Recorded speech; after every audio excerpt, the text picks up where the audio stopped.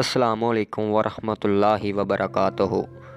حکیم لقمان کے بارے میں کہا جاتا ہے کہ آپ بہت دانش مند تھے۔ آپ کے آقا نے آپ کو بیچنے کے لیے پیش کیا تو ایک آدمی جو کاشتکار تھا اس نے آپ کو خرید لیا اور اپنے ساتھ گھر لے گیا۔ آپ سارا دن اس کی خدمت میں مصروف رہے حتیٰ کہ رات ہو گئی۔ جب آپ نے عشاء کی نماز پڑھی تو آپ کا آقا سو گیا، لہٰذا آپ ایک خالی کمرے میں تشریف لے گئے اور نماز ادا کرنے لگے۔ جب رات کا ایک پہر بیت چکی تو آپ نے اپنے آقا سے کہا، ارے آقا، جنت کو آستاں کر دیا گیا ہے اور جہنم کو بھڑکا دیا گیا ہے۔ جو شخص آخرت کی نعمتوں کو حاصل کرنا چاہتا ہے وہ اتنا زیادہ سویا نہیں کرتا۔ مالک نے جواب دیا، اے غلام، چلے جاؤ، میرا رب بہت غفور الرحیم ہے۔ یہ کہہ کر وہ پھر سو گیا اور حکیم لقمان اپنی جگہ واپس آ گئے اور پھر نماز میں مشغول ہو گئے۔ جب رات کا دوسرا پہر بھی گزرا تو وہ پھر اپنے آقا کے پاس آئے اور اس کو ہلا کر کہنے لگے، جو وقت گزر گیا وہ تو گزر گیا، ابھی اٹھ جائیں اور باقی وقت میں اللہ کی رحمت طلب کریں اور آخرت کے لیے کچھ سامان تیار کر لیں، کیونکہ تھوڑی ہی دیر بعد تجھے آخرت کے سفر پر جانا ہے۔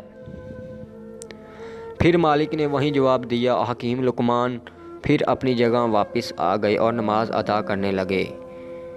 رات کا تیسرا پہر بھی بیت گیا، صبح ہونے کے قریب ہو گئی تو آپ پھر اپنے مالک کے پاس گئے اور کہا، میرے آقا، اب تو پرندے بھی اپنے گھونسلوں سے نکل کر آ گئے ہیں اور اللہ کی عبادت میں مشغول ہو چکے ہیں۔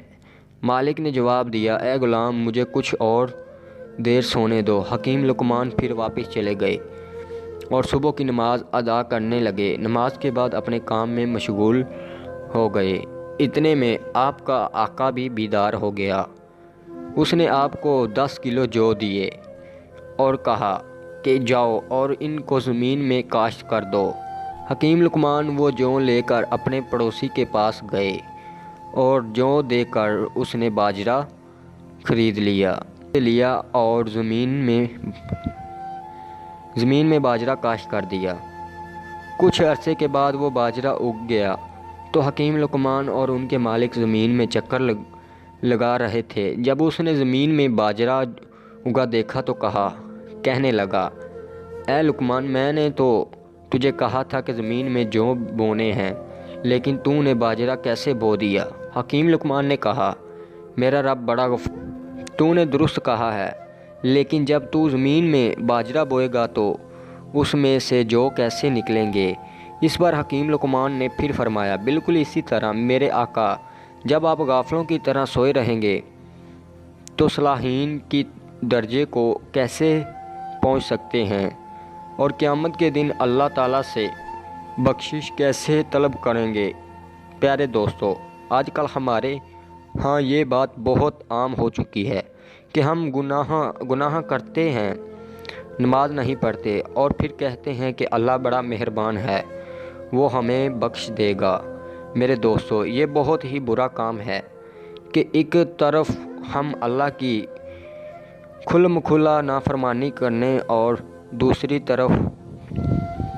طرف کہنا کہ اللہ بہت مہربان ہے۔ یقیناً گناہ گاروں اور پرہیزگاروں کبھی بھی برابر نہیں ہو سکتے۔ دوستو، اگر ویڈیو میں کوئی مسٹیک ہو جاتی ہے تو وہ کمنٹ سیکشن میں ضرور بتائیے گا۔ جزاک اللہ۔